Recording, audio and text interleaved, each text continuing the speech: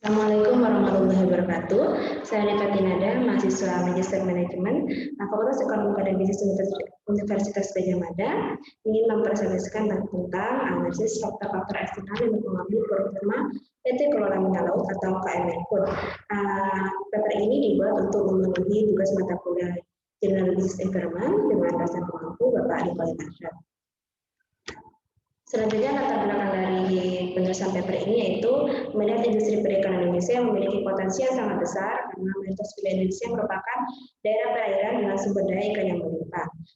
Dilihat dari data dari statistik KKP menunjukkan bahwa produksi ikan Indonesia dari tahun ke tahun mengalami peningkatan yang mana pada tahun 2015 sampai 2019 mengalami peningkatan dari tiap tahunnya. Sehingga dari 2019 produksi ikan Indonesia mencapai 23.678.515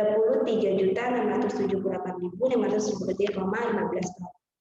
Adapun masalah-masalah dari penelitian ini yaitu mendeskripsikan tentang apa saja faktor eksternal yang dapat mempengaruhi pelaksanaan bisnis PT Kelola Minyak Laut, terus apa saja peluang dan ancaman yang PT Kelola Minyak Laut peroleh dari faktor eksternal. Dan ketiga, bagaimana implikasi yang diperoleh oleh PT Kelola Minyak Laut dalam mengambil peluang dan menghadapi ancaman faktor-faktor eksternal yang dalam menjalankan bisnisnya. Adapun tujuannya itu menganalisis faktor-faktor eksternal yang dapat mempengaruhi PT Kelola Minyak Laut dalam menjalankan bisnisnya, yaitu faktor demografi, sosial, dan budaya, faktor ekonomi, faktor moneter dan kebijakan fiskal, faktor teknologi, faktor alam, lingkungan alam, dan lingkungan kebijakan industri dan sektoral, lingkungan pemerintah, dan lingkungan politik, domestik maupun internasional. Tujuan selanjutnya itu menganalisis peluang dan ancaman yang dapat diperoleh dari faktor-faktor eksternal yang mempengaruhi kegiatan bisnis PT Kelola Minyak Laut. Dan tujuan terakhir mengkaji implikasi faktor-faktor eksternal yang mempengaruhi kegiatan bisnis PT Kelola Minyak Laut. Adapun manfaatnya, manfaat ini ada manfaat teoritis dan manfaat empiris. Manfaat teoritis memberi pengetahuan lebih dalam mengenai faktor-faktor lingkungan eksternal yang dapat mempengaruhi industri pengolahan ikan khususnya PT Kelola Minyak Laut, sedangkan faktor manfaat empirisnya bagi perusahaan ini memberikan kontribusi dalam pertimbangan pengambilan keputusan, dan bagi penulis ini menghasilkan gambaran umum mengenai faktor-faktor lingkungan eksternal yang dapat mempengaruhi industri pengolahan ikan. Adapun penelitian paper ini menggunakan metode penelitian kualitatif dengan menggunakan data primer dan sekunder yang diperoleh dari salah satu pabrik, yaitu data primernya diperoleh dari observasi ke salah satu pabrik, dan data sekundernya diperoleh dari studi kepustakaan dengan kumpulan bahan dari internet maupun dari buku-buku. Selanjutnya saya akan mempresentasikan mengenai profil perusahaan di mana PT Kelola Minyak Laut ini didirikan pada 17 Agustus 1999 oleh Bapak Muhammad Naji di Desa Sebotorok, Kecamatan Tambakboyo, Kabupaten Tuban, Provinsi Jawa Timur. Pada mulanya PT KML ini adalah pabrik ikan teri yang diekspor ke Jepang. Perjalanannya tidak mudah karena pada pengeksporan pertama ini PT KML mengalami kerugian, dan PT KML ini mengalami mendapatkan laba setelah pengeksporan keempat ke Jepang karena kualitas ikan teri yang semakin baik. Perusahaan PT KML PT Kelola Minyak Laut ini melakukan beberapa ekspansi. Yang pertama pada tahun 1999 dia memproduksi berbagai macam ikan beku, berekspansi menjadi KML Seafood. Selanjutnya pada periode ketiga berekspansi menjadi KML Food, di mana dia tidak hanya melakukan memproduksi produk ikan beku dan olahan makan ikan, tetapi juga berekspansi ke produk-produk perkebunan atau pertanian. Selanjutnya pada periode keempat PT Kelola Minyak Laut ini ingin menjadi global food company dengan menciptakan Kelola Group yang dibawahnya banyak beberapa perusahaan subholdingnya. Adapun visi PT Kelola Melaut yaitu menjadi perusahaan pangan terintegrasi terbaik dan paling kompetitif di Indonesia, menjadi Kitchen of Indonesia, menjadi perusahaan pangan global. Sedangkan misinya yaitu pertama membuka kekuatan bisnisnya di industri makanan melalui sebuah tim manajemen dan perusahaan profesional, yang selanjutnya efisiensi pekerjaan efektif dan berorientasi produktivitas. Selanjutnya berfokus pada produk nilai tambah, menjadi kemitraan bersama para pemangku kepentingan. Selanjutnya secara kualitas tinggi untuk komunitas yang dihasilkan, pelayanan prima yang mampu memenuhi kebutuhan pelanggan, dan kinerja yang hebat dan di atas rata-rata dalam industri berdasarkan fundamental bisnis yang kuat. Adapun brand produknya itu memiliki tiga segmen, yaitu dari segmen pertama untuk export brand, yang kedua untuk local brand yang middle up segment, dan yang ketiga local brand yang middle up segment. Yang export brand ini terdiri dari brand Primastar, Panorama, dan KML, sedangkan middle up segment ini terdiri dari Primastar, Panorama, dan Sabu, dan Minagita. Sedangkan local brand yang low segment, middle segment ini terdiri dari Minaku, Budi, dan Gizi. Adapun Kelola Group ini dibangun agar mewujudkan impian dari KML sendiri untuk menjadi global food company. Kelola Group ini terdiri dari KML Seafood yang mengelola ikan dan ikan beku, KML Food yang mengelola yang berproduksi berbagai macam makanan olahan ikan, Kelola Agro yang memproduksi berbagai produk pertanian, dan Kelola Trade yang berfungsi sebagai jaringan distribusi dan pemasaran di PT Kelola Mina Laut. Adapun corporate value-nya yaitu ada resource, yang mana investasi untuk berjangka panjang, yang adaptable to change yaitu mampu menyerap keunggulan teknologi yang mampu memenuhi kebutuhan konsumen, inovatif yang mana memperkaya kompetensi untuk menghasilkan produk dan jasa yang berdaya, serta integrity menjaga mentalitas profesional dan etos kejujuran serta bertanggung jawab kepada stakeholder, dan prosperity yaitu kesejahteraan stakeholder dan masyarakat serta tanggung jawab sosial. Selanjutnya saya akan menjelaskan tentang faktor-faktor eksternal apa saja yang dapat mempengaruhi performa PT Kelola Laut. Yang pertama yaitu lingkungan ekonomi. Lingkungan ekonomi ini merupakan kondisi ekonomi suatu negara tertentu yang dirasakan organisasi di mana organisasi tersebut beroperasi. Lingkungan ekonomi sendiri ini seringkali menjadi faktor utama bagi perusahaan dalam menjalankan bisnisnya. Isu dari lingkungan ekonomi yaitu pertumbuhan ekonomi Indonesia yang semakin menurun di kuartal 4 tahun 2019 yang mana pertumbuhan ekonominya sebesar 4,96%, sedangkan sebelum kuartal 4 2019 itu pertumbuhan ekonomi masih standar di 5%. Hingga pada kuartal 1, maksudnya pandemi corona di Indonesia, pertumbuhan ekonomi Indonesia mengalami penurunan hingga 2,97% pada kuartal 3 sampai pada angka minus yaitu minus 5,32%, dan kuartal 3 sebesar minus 3,49%. Yang mana pada tahun 2020 ini Indonesia mengalami resesi karena pertumbuhan ekonomi yang minus atau mengalami pertumbuhan negatif pada 2 kuartal. Mengenai pertumbuhan ekonomi, erat kaitannya juga dengan pertumbuhan ekonomi menurut lapangan usaha, di mana pertumbuhan ekonomi menurut lapangan usaha ternyata usaha pertanian, kehutanan, dan perikanan dapat bertahan di angka pertumbuhan yang positif yang terkoreksi 2,59%, sedangkan lapangan usaha lainnya mengalami angka pertumbuhan yang negatif.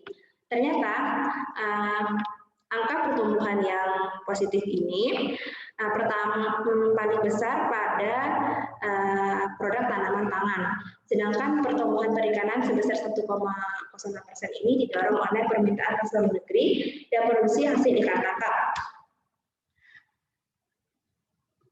pertumbuhan ekonomi dilihat dari laju pertumbuhan ekspor tahun 2020, ternyata pertumbuhan ekspor non-migas mengalami pertumbuhan yang negatif disebabkan oleh penurunan nilai dan volume pada komoditas utama yaitu bahan bakar mineral, perhiasan, permata, dan ikan dan udang. Adapun peluang dan ancaman dari lingkungan ekonomi ini, peluangnya di tengah COVID ini ternyata perusahaan-perusahaan memiliki peluang untuk banyak menghasilkan produk-produk pertanian dan perikanan karena produk ini masih memiliki permintaan yang cukup banyak karena merupakan kebutuhan pangan masyarakat Indonesia. Terus yang kedua peluangnya adalah dapat melakukan ekspansi pasar negeri karena permintaannya yang masih banyak, dan juga produk pertanian ini dapat berekspansi memperluas lahannya untuk menanam tanaman pangan dan tanaman hortikultura. Ancaman dari lingkungan ekonomi ini, konsumen ini akan mencari barang substitusi yang murah yang akan mengakibatkan penurunan penjualan pada produk premium, hasil pengolahan ikan maupun pertanian. Yang kedua, perusahaan ekspor di Indonesia akan mengalami penurunan laba. Karena apa? Karena permintaan luar negeri yang tidak lagi seagresif ketika dibandingkan ekonomi yang masih stabil. Adapun implikasi dari lingkungan ekonomi ini, PT Ekonomi Laut ternyata telah menjawab isu lingkungan ini dengan menyediakan brand produk olahan ikan yang dapat menjadi barang substitusi, yaitu yang tadi brand lokal dengan middle low segment. Yang selanjutnya, PT KML ini melakukan program CSR dengan membagikan produk-produk Minapu kepada relawan Lazismi, yang ini akan menciptakan brand awareness terhadap Minapu yang merupakan brand middle low segment.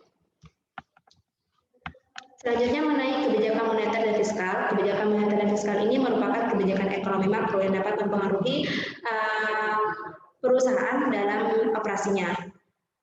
Kebijakan fiskal dan moneter ini dilakukan oleh pemangku kepentingan yang berbeda. Dengan fiskal dilakukan oleh pemerintah dan moneter dilakukan oleh Bank Indonesia. Kebijakan fiskal ini berkaitan dengan pengaturan pajak, sedangkan kebijakan moneter ini berkaitan dengan penetapan suku bunga.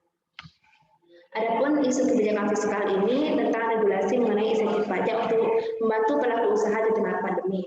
Yang pertama itu regulasi mengenai peraturan Kementerian Keuangan nomor 23/PMK.02/2020, yang peraturan ini merupakan peraturan penghapusan pajak penghasilan PPh pasal 21, intensif angsuran PPh pasal 25, dan penghapusan pajak pertambahan nilai.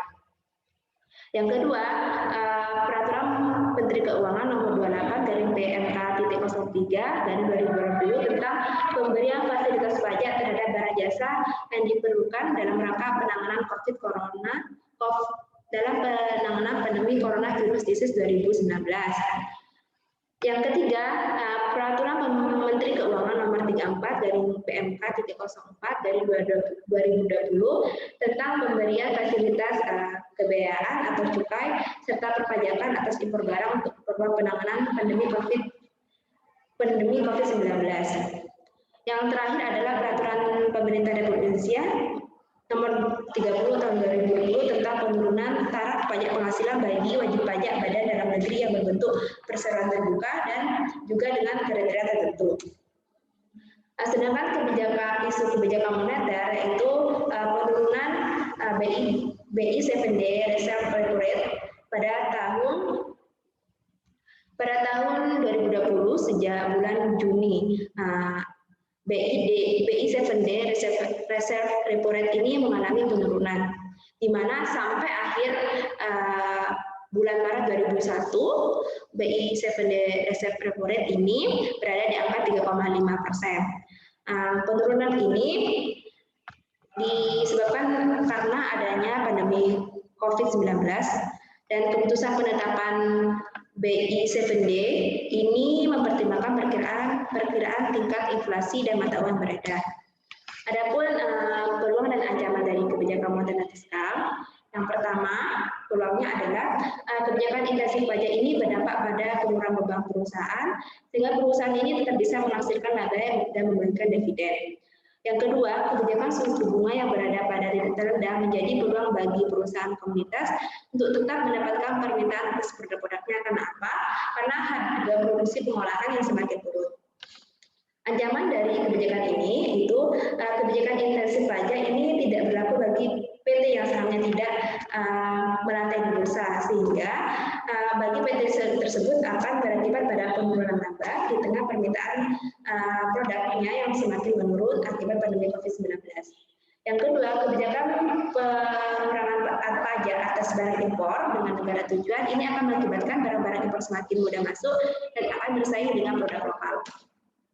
Adapun implikasi dari kebijakan moneter dan fiskal bagi PT KMN ini, kebijakan moneter ini tentang insentif pajak ternyata tidak diperoleh oleh PT KMN karena saham PT KMN ini bermuatan di bursa. Dan selanjutnya, kebijakan pengurangan pajak impor tidak berpengaruh terhadap PT KMN. Karena apa? Karena 85% produk PT KMN ini produknya adalah produk ekspor, sedangkan 15% dipasarkan ke pasar lokal, sehingga masuknya produk impor itu tidak berpengaruh. Selanjutnya, itu kebijakan penurunan suku bunga akan mengurangi biaya produksi dari makanan olahan ikan dan juga akan mengurangi beban PT KML, beban atas bunga atas kreditnya. Selanjutnya, kebijakan industri dan sektoral. Kebijakan industri dan sektoral ini dibangun dengan visi pembangunan nasional pada tahun 2025, di mana Indonesia dituntut akan menjadi negara industri yang tangguh. Kementerian Perindustrian melakukan pendekatan top down dan bottom up untuk mewujudkan visinya, di mana pendekatan top down ini pembangunan nasional dari pemerintah dan didukung oleh daerah, sedangkan bottom up ini pembangunan nasional atau pembangunan nasional dari daerah yang mana didukung oleh pemerintah.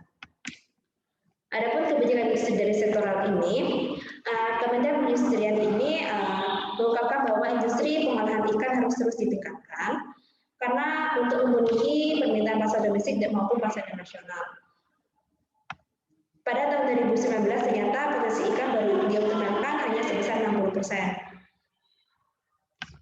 Terus akhirnya pemerintah mengeluarkan regulasi berupa instruksi Presiden nomor 7 tahun 2017 tentang percepatan pembangunan industri perikanan dan peraturan Presiden nomor 3 tahun 2017 tentang rencana aksi percepatan pembangunan industri perikanan nasional. Adapun peluang dan ancaman dari kebijakan industri dan sektoral ini, peluangnya itu produksi perusahaan-perusahaan dalam industri perikanan akan stabil karena didukung oleh pemerintah. Yang kedua, nelayan termotivasi untuk terus meningkatkan hasil menangkap ikannya karena juga ada dukungan dari pemerintah. Ancamannya itu perusahaan-perusahaan baru dalam bidang industri pengolahan ikan akan masuk dan termotivasi untuk masuk ke dalam industri ini. Ancaman selanjutnya ada perusahaan ikan harus memiliki sumber daya dan kualitas yang lebih untuk tetap mempertahankan posisinya dalam pasar. Adapun implikasi dari kebijakan ini yaitu PT Pengelola Minyak Laut ini mendapatkan dukungan dari pemerintah maupun pemerintah pusat maupun daerah. Hal ini terbukti dari kunjungan dari Menteri Kelautan dan Perikanan Bapak Edi Prabowo yang didampingi oleh Ibu Khofifah Indar Parawansa dan ikut melakukan pelepasan ekspor produk PT Kirana Food Internasional ke-87 dengan negara tujuan Jepang sebanyak 4 kontainer. Selanjutnya mengenai lingkungan demografi. Lingkungan demografi ini merupakan demografi sendiri merupakan ilmu yang mempelajari tentang jumlah, persebaran, teritorial dan komposisi penduduknya dan serta perubahan-perubahannya. Adapun isu dari lingkungan demografi ini pada tahun 2020 menurut data dari BPS, penduduk Indonesia sebanyak 270,20 juta jiwa dan mengalami peningkatan dan hal tersebut mengalami peningkatan dari tahun 2010 sebanyak 32,56 juta jiwa.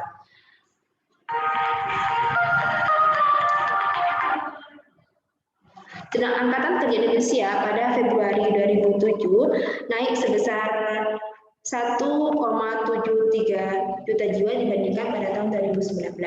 Pada tahun 2019 juga jumlah penduduk yang bekerja sebanyak 132,7 juta jiwa, sedangkan pada tahun 2020 meningkat sebesar 1,67 juta jiwa menjadi 131,03 juta jiwa. Dengan persentase Persentase dengan persentase pekerja di bidang informal sebanyak 56,50%. Mengenai isu demografi berkaitan dengan topik yang saya angkat yaitu tentang jumlah nelayan dan jumlah petani. Jumlah nelayan dari 2015 sampai 2018 mengalami fluktuasi, di mana pada tahun 2018 ini mengalami penurunan yang cukup signifikan.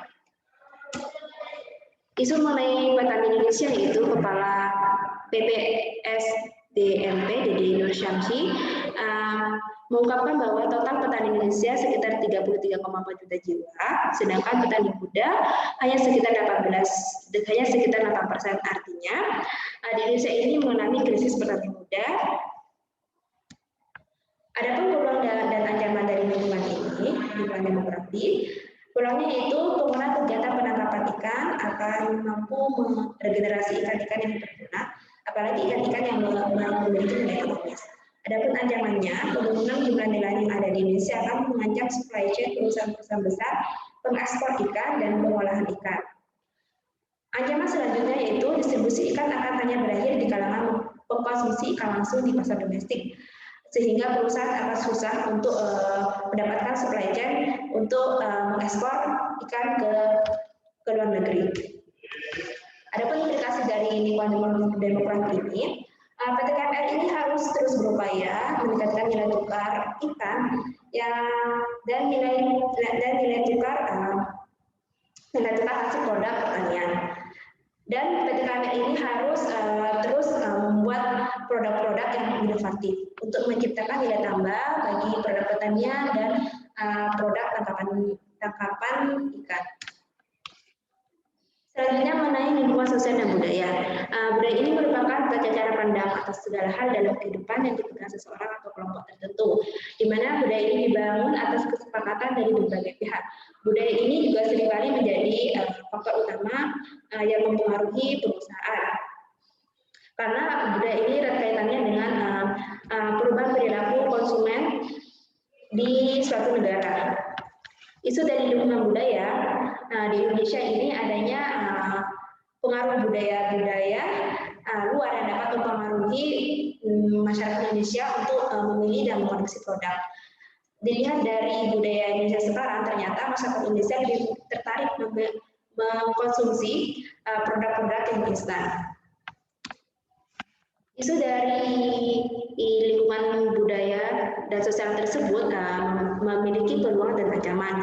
Adapun pulangnya, pelaku usaha terus termotivasi untuk membangun bisnis makanan cepat saji, khususnya di bidang bumbu, makanan olahan, dan lainnya. Adapun ancamannya, pergeseran budaya ini yang lebih menyukai budaya luar akan menjadi krisis budaya lokal Indonesia, sehingga produk-produk lokal Indonesia tidak lagi dicintai oleh masyarakatnya sendiri. Yang ancaman kedua itu produk yang dipilih masyarakat Indonesia, terutama kaum milenial, akan cenderung produk-produk luar negeri. Implikasi dari lingkungan sosial dan budaya ini pada PT KML, ternyata PT KML ini merespon adanya perubahan budaya di masyarakat Indonesia dengan menciptakan makanan khas Indonesia dan juga menggunakan produk olahan makanan global. Produk kita khas Indonesia ini dikemas dengan kemasan menarik dan cepat saji seperti bakso seafood sama ikan dan udang. Sedangkan produk olahan dalam negeri seperti makanan Jepang dan makanan Korea yang viral di Indonesia seperti takoyaki, crab stick, dan samosa juga dibungkus dalam kemasan yang menarik dan merupakan produk frozen food. Selanjutnya, lingkungan politik domestik dan internasional. Politik sendiri merupakan segala macam kegiatan dalam usaha dalam suatu sistem politik yang berkaitan dengan proses dan dalam penentuan tujuan-tujuan dalam melaksanakan dari sistem itu sendiri. Politik ini erat kaitannya dengan berbagai kebijakan publik, sehingga politik seringkali berkaitan dengan banyak hal, salah satunya adalah dengan bisnis.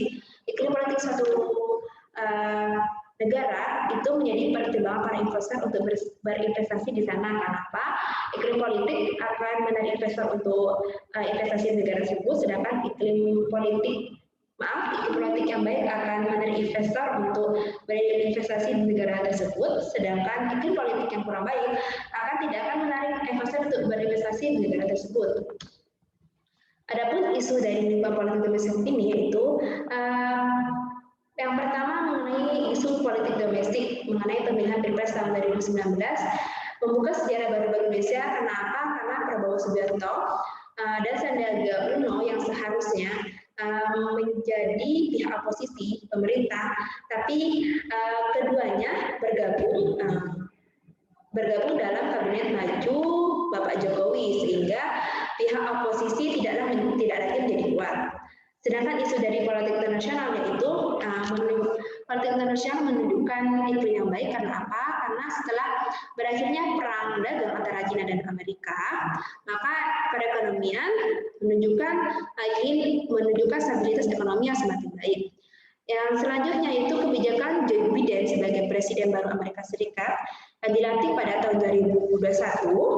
Tentang kebijakannya itu kenaikan tax cuts and jobs act dari 21% menjadi 28%. Ini dan tren dolar melemah karena stimulus besar yang dikeluarkan Presiden Joe Biden. Adapun peluang dan ancamannya, peluang dari politik domestik internasional ini, peluangnya itu iklim politik yang baik di Indonesia karena tidak ada posisi akan menarik investor untuk melakukan investasi di Indonesia. Yang selanjutnya adalah investasi investor Amerika Serikat akan berpindah ke market global termasuk Indonesia karena kebijakan dari Joe Biden. Ancaman dari politik domestik ini, Joe Biden dengan kebijakan yang perekonomian yang dilakukannya akan meningkatkan harga produk lokal sehingga dapat mengurangi ekspor. Ancaman selanjutnya itu kurangnya kekuatan mengkritik pemerintah. Apabila ada kebijakan pemerintah yang dirasa merugikan swasta, maka swasta tidak akan mendapat dukungan. Karena apa? Karena pihak oposisi sudah masuk ke jajaran pemerintah. Implikasi dari lingkungan politik domestik ini yaitu seharusnya PT KML dapat mendukung kestabilan politik Indonesia demi tercapainya kestabilan ekonomi yang berdampak pada PT KML sendiri. Selanjutnya juga PT KML harus memperhatikan politik internasional. Kenapa? Karena PT KML ini memiliki ekspansi pasar di 3 negara, yaitu 3 perusahaan di Jepang, 1 perusahaan di China, 1 perusahaan di Amerika Serikat. Faktor selanjutnya adalah mengenai lingkungan teknologi. Teknologi sendiri merupakan sesuatu yang dapat memudahkan pekerjaan manusia. Teknologi ini masuk ke dalam berbagai bidang pekerjaan manusia, mulai dari pekerjaan rumah, pendidikan, sampai ke lini bisnis.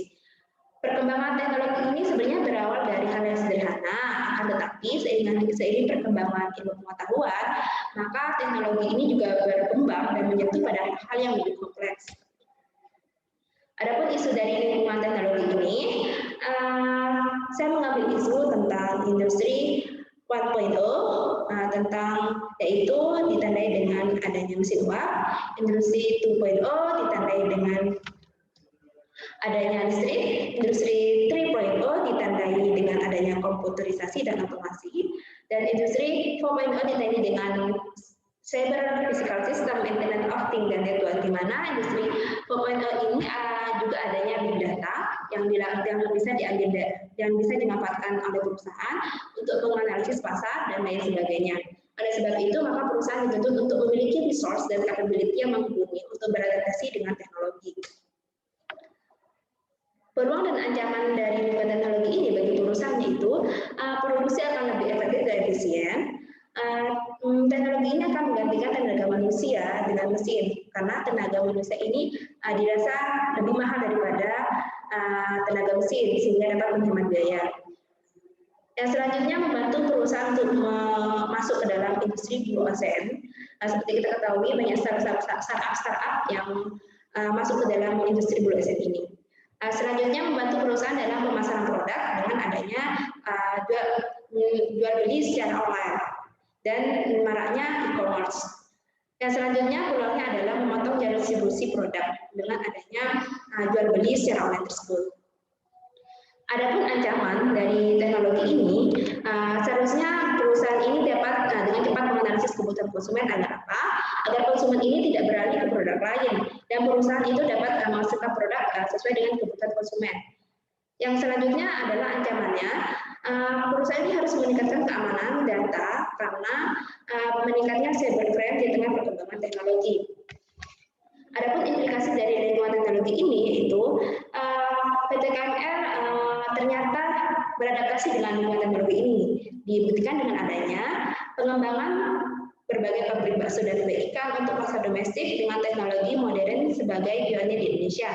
Serta PT KML ini membuat e-commerce Budia yang khusus menjual produk-produk secara online. Faktor selanjutnya adalah lingkungan alam. Lingkungan alam ini merupakan segala hal yang terbentuk dari proses alami, terdiri dari unsur biotik maupun abiotik. Abiotik sendiri merupakan makhluk tidak hidup dan biotik sendiri merupakan makhluk hidup. Lingkungan alam sendiri terdiri dari lingkungan daratan dan lingkungan air. Di mana di Indonesia ini mayoritas adalah terdiri dari lingkungan air. Adapun isu lingkungan alam yang saya angkat dalam paper ini yaitu mengenai IKA, Indeks Kualitas Air. Indeks kualitas air yang saya tekankan di sini yaitu indeks kualitas air menurut provinsi. Indeks kualitas air menurut provinsi yang memiliki IKA sangat baik itu tidak ada di Indonesia. Yang memiliki IKA baik yaitu 6 provinsi. Yang memiliki IKA cukup baik itu 18 provinsi, yang memiliki IKA kurang baik 8 provinsi, dan yang memiliki IKA sangat kurang baik itu 1 provinsi yaitu Provinsi DIY Yogyakarta. Dapat disimpulkan bahwa Indonesia memiliki indeks kualitas air yang cukup baik. Walau hal yang cukup baik dan Indonesia sendiri mengenai isu lingkungan alam ini, terutama lingkungan perairan ini sudah mengalami pencemaran akibat pencemaran industri dan sampah yang dibuang sembarangan. Adapun peluang dan ancaman dari lingkungan alam ini, peluangnya, Badan Penelitian Perikanan Laut menyebutkan bahwa terdapat 82 jenis ikan yang bernilai ekonomis di perairan Indonesia. Hal ini akan menjadi potensi besar untuk dapat dipasarkan di pasar domestik maupun internasional. Sedangkan ancamannya adalah mengakibatkan terganggunya ekosistem laut dan mengancam kepunahan pada biota laut dengan adanya pencemaran lingkungan laut.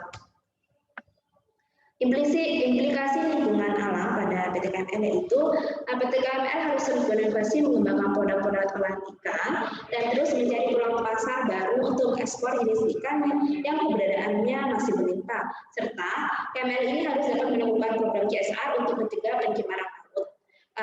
Dan hal ini akan berakibat pada perlindungan biota laut.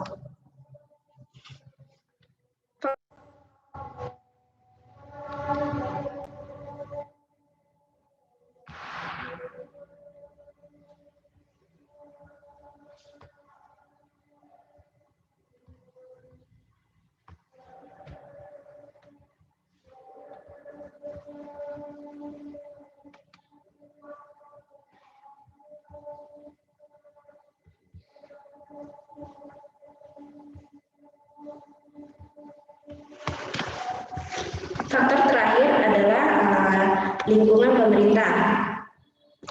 Dalam tersebut, pemerintah misalkan sebagai suatu badan perkumpulan yang menjamin segala sistem pemerintah atau kebijakan dibuat sendiri. Dalam arti luas, didefinisikan sebagai organisasi menjalankan tugas dalam sistem pemerintahan yang memiliki tugas untuk menetapkan kebijakan-kebijakan dalam menjaga stabilitas negara. Adapun isu dari pemerintah ini yaitu adanya kebijakan pembatasan sosial berskala besar untuk menekan angka masyarakat Indonesia yang terkena COVID-19 serta pemberlakuan pembatasan kegiatan masyarakat. Hal ini berakibat pada pendapatan bisnis yang sangat menurun karena akibat dari perilaku konsumen Indonesia yang memiliki tingkat konsumsi yang semakin rendah, serta kebijakan sosial berskala besar ini dan PPKM ini berakibat